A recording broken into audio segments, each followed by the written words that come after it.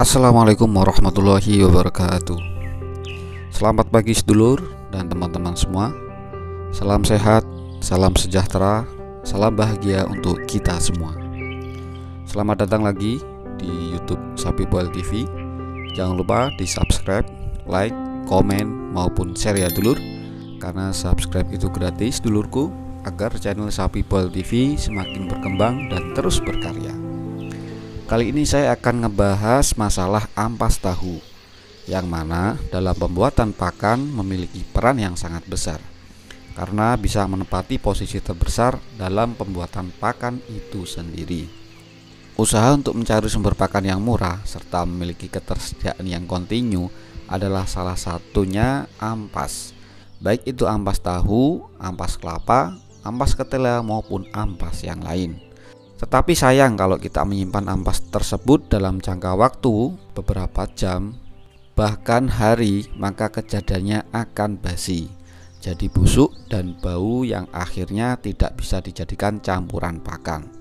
Maka hal inilah yang menjadi persoalan selama ini. Maka dari itu, Sapi Poil TV berdasarkan pengalaman, riset, dan wawasan sendiri akan berbagi sebuah rahasia untuk mengawetkan ampas tersebut. Bagaimana caranya? Tonton terus videonya ini ya dulur. Dalam video ini Sapi Poil akan mengkhususkan dulu pada pengawetan, yaitu penyimpanan ampas tahu supaya tidak bau dan tidak basi. Yang mana ampas tahu ini dibiarkan dalam waktu 3-4 jam saja akan rusak.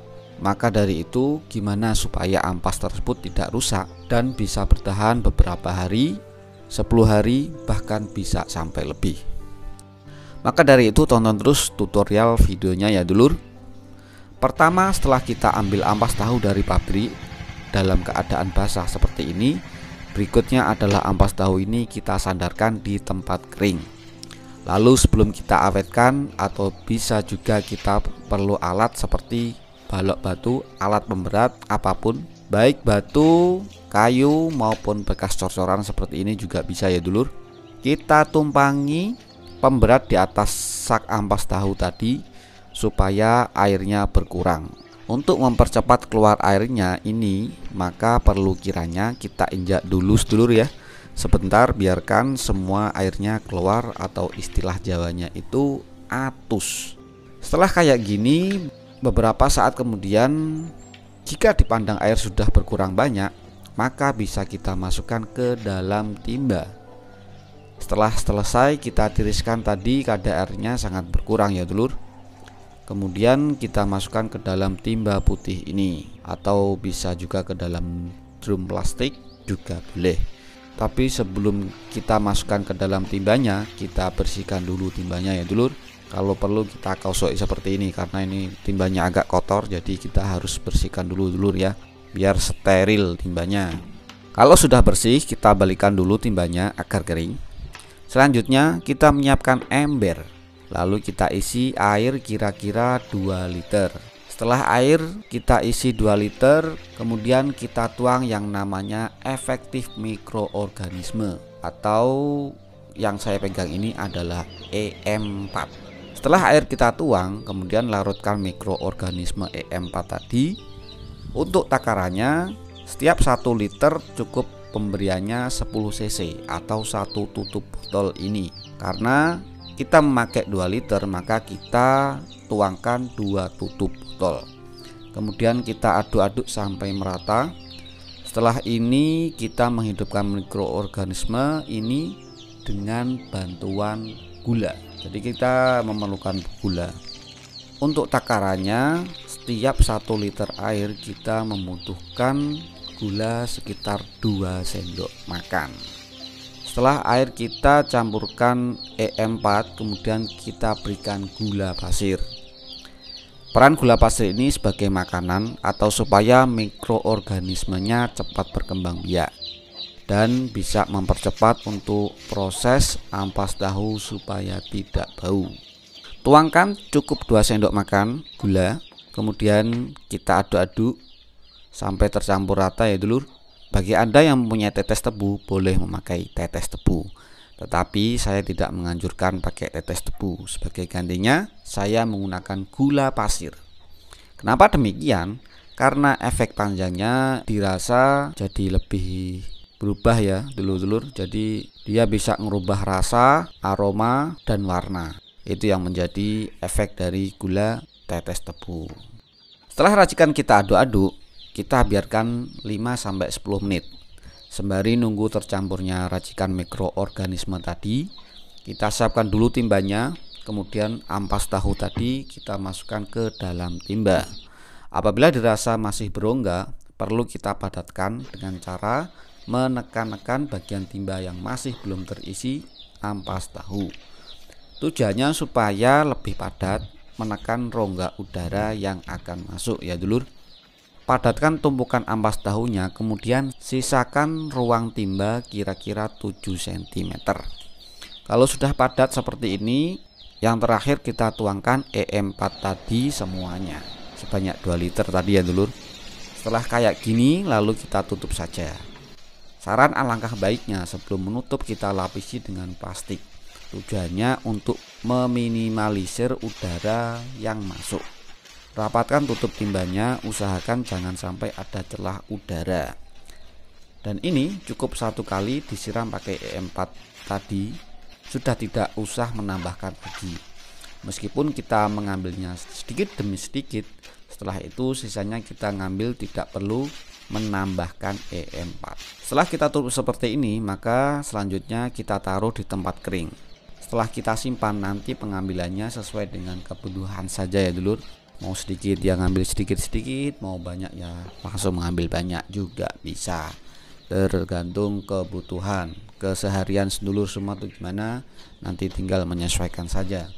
Ngomong-ngomong, racikan ini sudah bahan utama kok dulur, jadi bisa dimanfaatkan sebagai pakan ternak lain.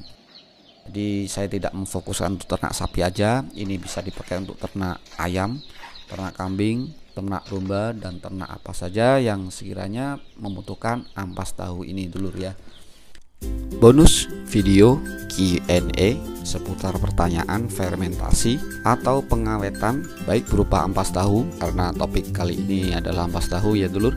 Mungkin dari dulur-dulur ada yang masih bingung dengan istilah-istilah dalam fermentasi. Berikut adalah pertanyaan dan jawabannya ya dulur. Pertanyaan yang pertama, berapa lama fermentasi menggunakan E4? Jawabannya, proses fermentasi ini memakan waktu kurang lebih 14 hari. Pertanyaan selanjutnya, apakah pakan fermentasi berbahaya? Jawabannya, beberapa dampak negatif yang timbul dari pemberian pakan fermentasi seperti hewan ternak mengalami defisiensi nutrisi, kemudian hewan ternak menjadi semakin kurus, kemudian pertumbuhan hewan ternak menjadi lambat, dan hewan ternak terkena penyakit yang disebabkan defisiensi nutrisi pakanan. Jadi ada kegagalan dalam hal pakan ya dulur. Jadi ini adalah kasus yang mungkin karena kesalahan dalam proses fermentasi, sehingga bisa menyebabkan dampak atau akibat dari kesalahan pembuatan dari fermentasi itu sendiri ya dulur. Kemudian pertanyaan selanjutnya, berapa lama fermentasi ampas tahu? Untuk fermentasi ampas tahu ini yang telah diaduk dan disimpan dalam wadah yang tertutup, untuk proses fermentasinya membutuhkan waktu sekitar 3-4 hari saja ya dulur. Jadi beda nih kalau untuk fermentasi yang E4 tadi, itu yang 14 hari itu buat fermentasi untuk pakan jerami, terus tepung jagung dan lain sebagainya ya dulur. Pokoknya yang mengandung limbah-limbah pertanian ya dulur. Oke lanjut, apa keunggulan pakan fermentasi? Jawabannya, pakan fermentasi memiliki keunggulan kandungan bakteri asam laktat atau disingkat dengan BAL, dan metabolit utama hasil fermentasi berupa asam laktat beserta metabolit sekunder lainnya. Asam laktat dan produk fermentasi lainnya mampu memperbaiki lingkungan saluran pencernaan ternak sehingga memperbaiki performa ternak secara keseluruhan. Jadi di sini saya sedikit berikan tambahan bahwa pakan fermentasi ini terkandung bakteri yang baik untuk pencernaan ternak ya dulur. Jadi itu akan bisa mempercepat pertumbuhan dan penggemukan ya kalau terjunnya di dunia penggemukan. Oke, lanjut. Apa itu pakan fermentasi? Ini pertanyaan yang sangat mendasar banget. Jawabannya, fermentasi merupakan salah satu teknologi atau pengawetan pakan, terutama limbah hijauan dari pertanian. Fermentasi yang dilakukan pada pakan ternak adalah fermentasi asam laktat atau yang dikenal dengan proses ensilasi yang menghasilkan produk silase berupa hijauan. Ini adalah definisi dari pakan fermentasi itu sendiri. Oke, lanjut ya dulur. Apa itu E4 peternakan? Jawabannya, produk E4 peternakan merupakan kultur EM dalam medium cair berwarna coklat kekuning-kuningan yang menguntungkan untuk pertumbuhan dan produksi ternak dengan ciri-ciri berbau asam manis. E4 peternakan tidak mengandung bahan kimia sehingga ini sangat aman bagi ternak. Jadi E4 ini rasanya tuh agak manis-manis gimana gitu ya dulur, dengan bau yang agak lekat seperti gula. Nah, itu sifat dari E4 peternakan. Oke, lanjut pertanyaan yang terakhir ya dulur. Kenapa ampas tahu harus difermentasi? Nah, ini adalah ada kaitannya dengan topik yang kita bahas di awal tadi ya dulur. Oke, jawabannya gini. Salah satu bahan pakan alternatif yang memiliki prospek menjanjikan adalah ampas tahu. Namun dalam pemanfaatannya sebagai pakan, ampas tahu perlu difermentasi untuk meningkatkan nilai nutrisinya. Salah satu faktor yang mempengaruhi proses fermentasi adalah waktu inkubasi.